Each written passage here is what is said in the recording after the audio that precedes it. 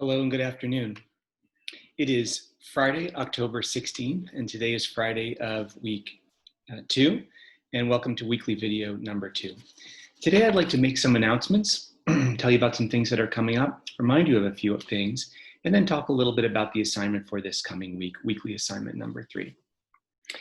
So first of all, I want to let you know that I've received some feedback over the last couple weeks that some of you are hoping for more lecture time from me on these weekly videos.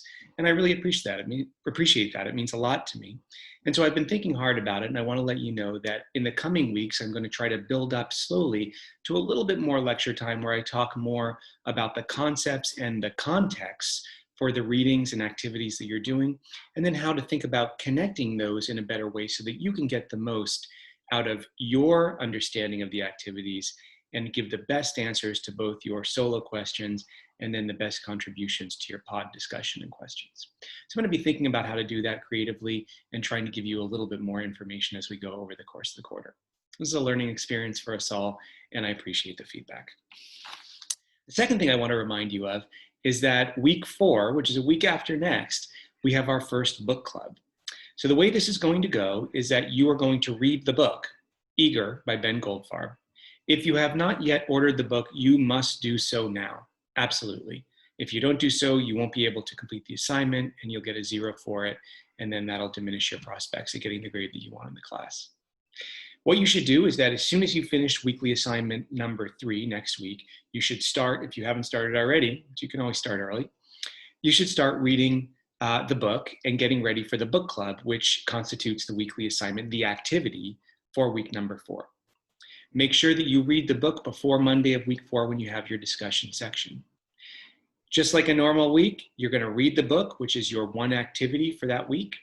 You're going to answer some solo questions, which I'll be posting in the next couple days. I hope to post the weekly assignments now much more ahead of time as we go for the rest of the quarter. And then you'll come into your section and answer some additional questions with your small groups, with your pods. Then, on Wednesday of that week, and so I'm saying Wednesday, October 28th, Wednesday of week 4, you will attend class at the normal lecture time, not your discussion section time, at the normal lecture time on Wednesday. I'll remind you again of that next week. You must do that because during that normal lecture time, there's only 2 synchronous lectures this quarter. If you have questions about this, you can refer to the syllabus. It's all written right there. You'll come to that lecture, and in that lecture, we're going to have the author of the book, Ben Goldfarb, zoom in to join us, and we'll ask him some questions. You'll have an opportunity to ask him some questions. He'll talk about the book. He'll talk about what led him to write the book, his process of writing it, his experience, what he learned, what he was surprised by, and maybe how the book has been received in the time since it was published. You'll complete one additional question after that, so you must attend that to complete the additional question. And then you'll, as usual, submit your assignment by Thursday of week 4, Thursday at noon, via Gaucho Space in the normal way.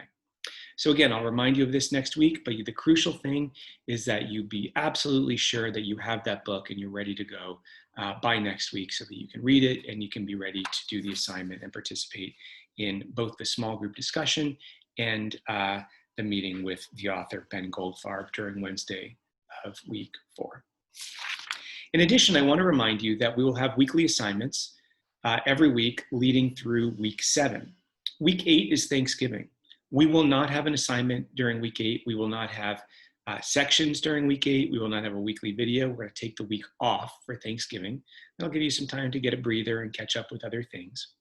And then we'll come back in week 9. We'll have one additional assignment, and those will be your 8 assignments, right? So weeks 1 through 7 and week 9, those are your 8 assignments. And then during week 10, we won't have a new assignment, but for any of you who got an unsatisfactory on one of your assignments, or for some reason we're not able to turn it in on time, you can use week 10 to make up one assignment that you missed during the quarter. Hopefully this will allow you to do as much work as you can, to get in as many good assignments as you can, and to do as well as you can in the course, while avoiding some of the normal stresses that come with a more typical quarter. Of course, this one is very different. The final thing that I want to mention is I want to talk a little bit about your answers. Pablo tells me that many of you have been doing really great on the first couple weekly assignments. I'm delighted to hear it. If that includes you, congratulations. Keep doing more of what you're doing. Don't let up. Keep going forward. Keep doing it.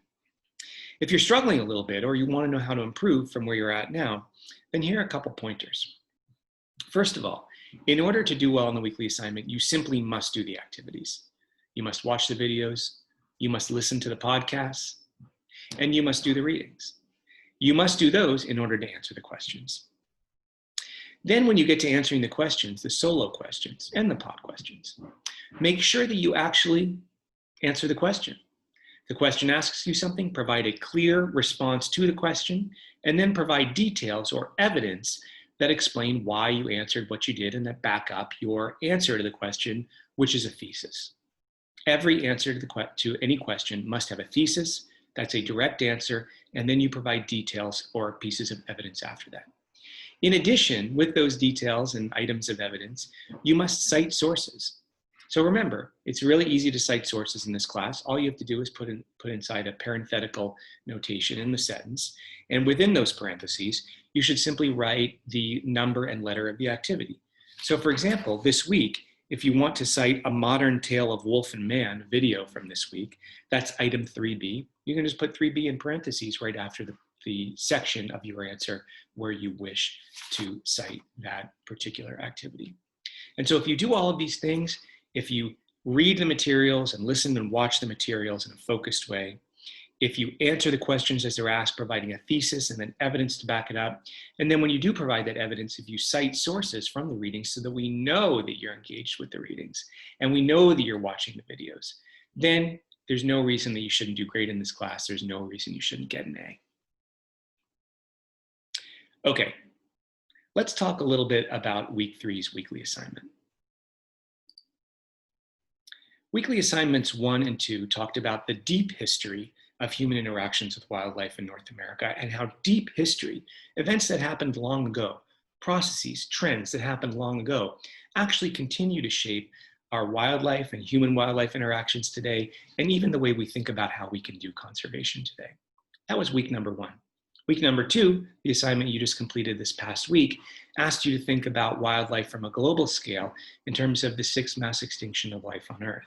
This is something that we're in right now, but something that we do have the power to bring to a halt if we think clearly and critically about what conservation is for, about who it can serve, and about how to approach this massive problem in a way that really provides a sustained engagement and elevates this to the level of concern among the general populace, among people, among countries around the world, that it warrants, given the seriousness of this problem and its potential consequences, not only for species and ecosystems, but also for humanity, including in terms of protecting us from future pandemics.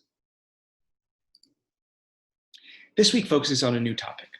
This week, we're going to look at large carnivores, at the conservation and status and ecology of large carnivores. Large carnivores, as you may know, include a group of animals generally considered to be about at least 85 kilograms or larger in body size. Animals that are terrestrial animals, that's what we're talking about in terms of large carnivores here. Of course, there are large carnivores in marine environments as well, but we talk about large carnivores largely in terrestrial environments because they have a particular set of human interactions. They're members of the carnivore family of mammals generally, and they have really important and really interesting ecologies, ecological roles, ecological impacts. They have really interesting human histories of human relations, and they are quite controversial, right? So we'll talk a little bit more about that in a minute. The activities for this week include 6 distinct activities. We have 4 articles, we have 1 video, and we have 1 website that I'd like you to take a look at. And that website is actually a website that I produced. It's actually a little bit out of date right now, but it's only a few months behind the curve. So you'll be able to get up to speed on that. And I'd like you to take a look at these because these, again, provide different ways of understanding the issues related to large carnivores in society and in their ecosystems. And so here are 4 things, or actually 5 things, that I'd like to have you think about as you go through the assignment this week, as you do the activities and as you address the questions. First of all, Think about the contributions, the ecological contributions that large carnivores make to the ecosystems and the habitats in which they live. Turns out that large carnivores, many of them, have disproportionate effects on the ecosystems in which they live. And as a result, they're considered extremely important ecologically in terms of the way they regulate ecosystems and even in terms of the way that other species behave around them. So large carnivores are very important ecologically. Think about what those contributions are as you do the readings. The second thing I want you to think about is their status. Turns out that many large carnivores are under a tremendous amount of pressure. Some have done quite well in recent years, but overall they've done pretty poorly, and many are on the decline. What's the status of them? And what are some of the reasons why so many of them have declined in a world increasingly dominated by human action? Third, I want you to think about why large carnivores seem to be particularly controversial among many groups of people throughout the world. Turns out that large carnivores evoke strong emotions. They also have important impacts on politics and economics and cultures. And so think about those impacts and think about why these animals prove to be not only so important, but also in many cases so controversial. The fourth thing I want you to think about is their conservation. What's being done to conserve large carnivores? Where is it working and where isn't it? And what are some promising approaches that might enable us to get a better grip on the problems they're facing and to enable them to live in a world that, as I said, is increasingly dominated by human action? This is really about coexistence, the challenge of coexisting with other animals in the habitats that human beings share with them. Finally, number 5, I want you to think about recovery and rewilding.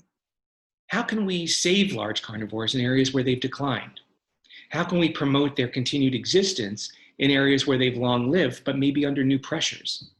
And how can we, maybe in some places, bring them back to areas where they disappeared decades or even centuries ago, reintroduce them, recover them, and then maybe even rewild the landscapes of which they're a part?